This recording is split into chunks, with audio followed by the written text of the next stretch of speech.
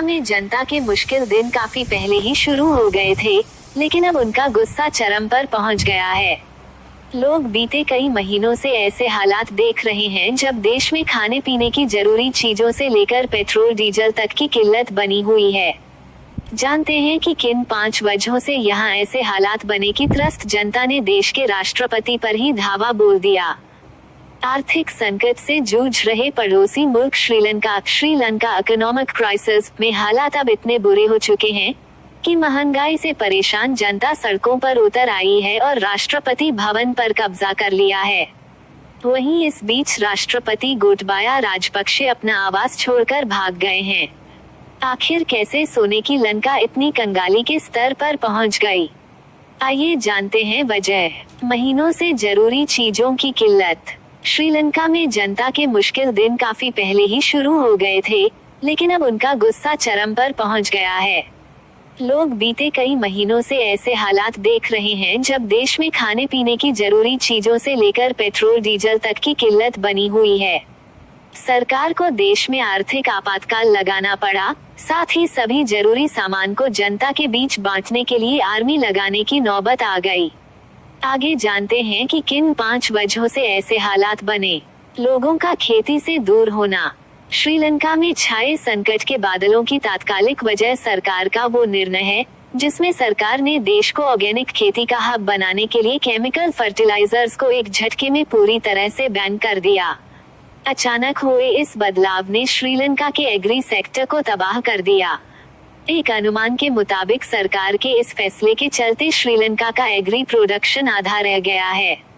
अभी हाल यह है कि देश में चावल और चीनी की भी किल्लत हो गई है। इन सब के ऊपर अनाज की जमाखोरी समस्या को और विकराल बना रही है। वहीं खेती करने वाली एक बड़ी आबादी ने इससे दूरी बना ली है। कोविड ने टूरिज्म सेक्टर को मारा।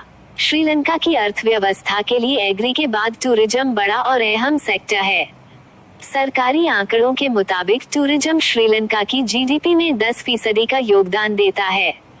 कोरोना महामारी के चलते बीते 2 साल में यह सेक्टर तबाह हो चुका है। श्रीलंका में सबसे ज्यादा भारत, ब्रिटेन और रूस से टूरिस्ट आते हैं। महामारी के चलते लगी पाबंदियों के कारण टूरिस्ट की आवक बंद हो गई। अभी बिगड़े हालात में कई देश अपने नागरिकों को श्रीलंका की यात्रा करने से बचने की सलाह देने लगे हैं। वहीं रूस यूक्रेन युद्ध की वजह से भी रूस और यूरोप के टूरिस्टों का आना कम हुआ है। जबकि करेंसी एक्सचेंज की समस्या का हवाला देकर कनाडा ने हाल ही में ऐसी एक एडवाइजरी जारी की जिसका श्रीलंका की आय पर बुरा असर पड़ा। चीन के कर्ज का बोझ। दुनिया भर के एनालिस्ट जब चीन की ऋणपाश नीति चाइनीज डेट ट्रैप पॉलिसी का जिक्र करते हैं तो श्रीलंका का स्वाभाविक उदाहरण दिया जाता है। श्रीलंका के ऊपर अकेले चीन का ही $5 बिलियन से ज्यादा कर्ज है। वहीं भारत और जापान जैसे देशों के अलावा IMF जैसे संस्थानों का भी लोन उधार है। सरकारी आंकड़ों के अनुसार अप्रैल 2021 तक श्रीलंका के ऊपर कुल $35 बिलियन का विदेशी कर्ज था।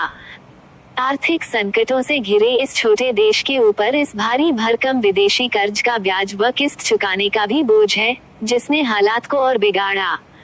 गिरता फॉरेक्स रिजर्व, घटती करेंसी की वैल्यू। विदेशी मुद्रा भंडार फॉरेक्स रिजर्व के मोर्चे पर भी श्रीलंका को भारी परेशानियों का सामना करना पड़ रहा है। महज 3 साल पहले श्रीलंका के पास $7.5 बिलियन का विदेशी मुद्रा भंडार था। उसी समय वहां नई सरकार का गठन हुआ था। बाद में इसमें तेजी से गिरावट आई और जुलाई 2021 में यह महज $2.8 बिलियन रह गया। पिछले साल नवंबर तक यह और गिरकर $1.58 बिलियन के स्तर पर आ गया। श्रीलंका के पास विदेशी कर्ज की किस्तें चुकाने लायक भी फॉरेक्स रिजर्व नहीं बचा। हालात यहाँ तक खराब हुए कि सरकार को हाल में लोगों के विदेशी मुद्रा अपने पास रखने की लिमिट तय करनी पड़ी। विदेशी मुद्रा भंडार कम होने से श्रीलंकाई रुपये की वैल्यू भी कम होती गई। इससे महंगाई की समस्या ने विकराल रूप ले लिया।